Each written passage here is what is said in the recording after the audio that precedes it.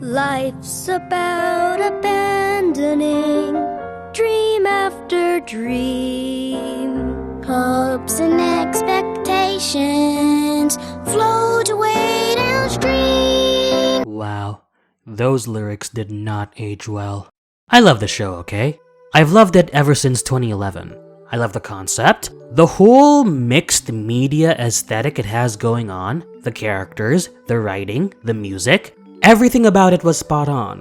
I thought it was a good show, and I still think it's a good show. So much so that I consider it to be the best show that Cartoon Network released this decade. There is hyperbole in that statement, but it should go to show how high in esteem I hold the show in. It broke the mold of what animated comedies were allowed to be, not just within the genre, but outside of it too. There are so many ingenious ideas here that if I were to list all of them, it would take me an entirely new video. But therein lies my frustrations with this show. Frustrations that have only gotten worse with each passing day. Why don't we take it step by step and conduct a general analysis on each season of the show so you can understand my frustrations with the show? I've already discussed season 1 in a collaboration video I did a little under a year ago with Gem Reviews. You can watch it here if you want, but to make a long story short, I called season 1 ambitious yet prototypical. And you know, that's pretty much part and parcel for the first entry in a long-running series or the first season of any television show, especially if the showrunners have no prior experience. And Ben Bocquelet didn't have any prior experience. So in my book, those are grounds for partial leniency, not total leniency. I still need to be impartial after all. It was standard animated comedy fare that did not use its amazing concept to the fullest extent, if it even used it at all. Season 2 is a completely different story. It's basically a 180 of what Season 1 offered. The dramatic change in the visual style, the writing, and the tone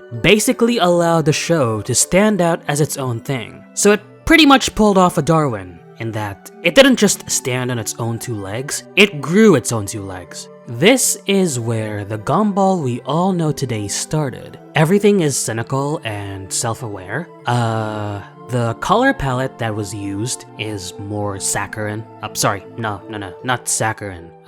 More diverse and saturated. And the lighting and shadows were equally diverse, although I'd say that it leaned more towards shadowing, which has been fixed in later seasons. And the animations of the characters and objects are a little stiffer than they were in season 1, and these things combined didn't win a lot of people over, but it definitely won me over. That and the overhauled character designs. My only issue with this season, which is otherwise my favorite alongside season 4, is that its cynicism is as much an asset as it is a liability, and it shows mostly in the characterization, especially with Gumball. Season 3 is what I'd call the most polished season. It's not my favorite, but it's still a good season. It dials down on the cynicism quite a bit to make room for some endearing character moments, one of the best of which just so happens to be in this season. There were such moments in season 2 as well, but the ones in this season were far more meaningful. Season 4 retained what made its 3 predecessors so good, while leaning closer to more serialized storytelling. Now granted, the idea of serialized storytelling in animated comedies is nothing new, but the way Gumball did it was just so involved, so elaborate,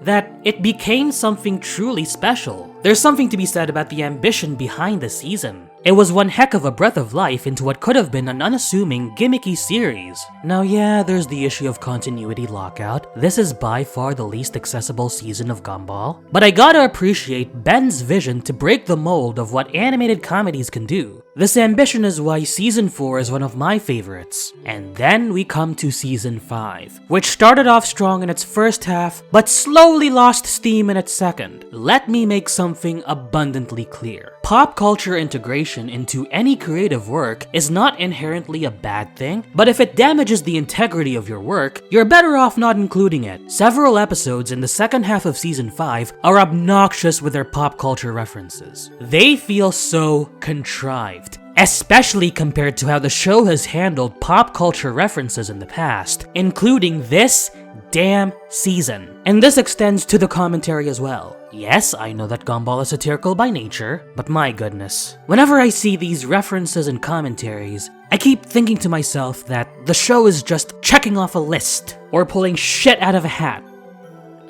Not literal shit, I mean metaphorical shit. And do I even have to mention how the season spat in the face of the show's continuity? With all that being said, I can't outright hate this season because, at the end of the day, it's still Gumball, plus it has my favorite episode of the show, but I acknowledge that this is an inferior season.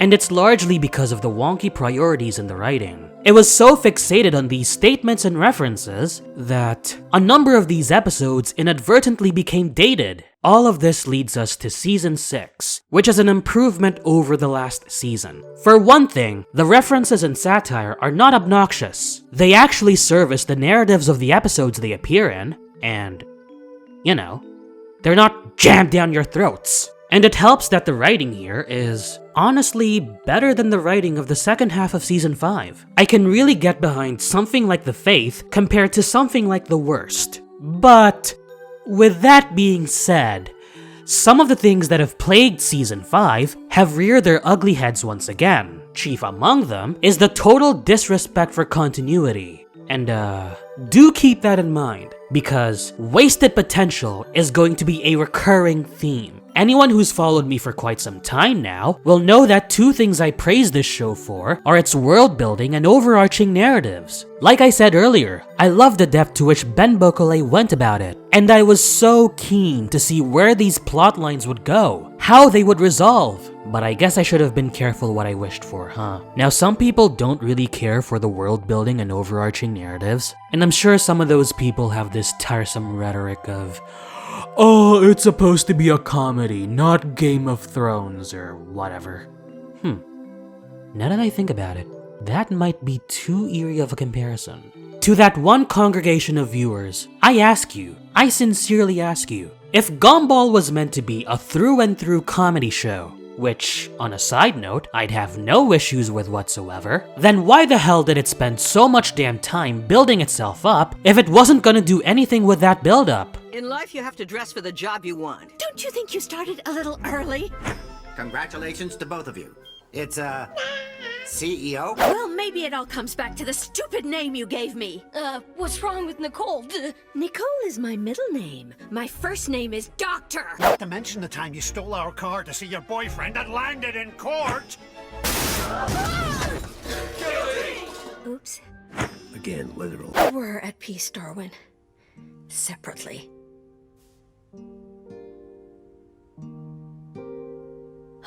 Okay, I know this is the cheapest, dirtiest kind of emotional manipulation, but there's too much on the line here, so... You really summed up their relationship with each other and helped them reconnect. What's that now? You know, if it's too hard to forgive, then just give. That wasn't about them. That was about the Christmas presents they owe us.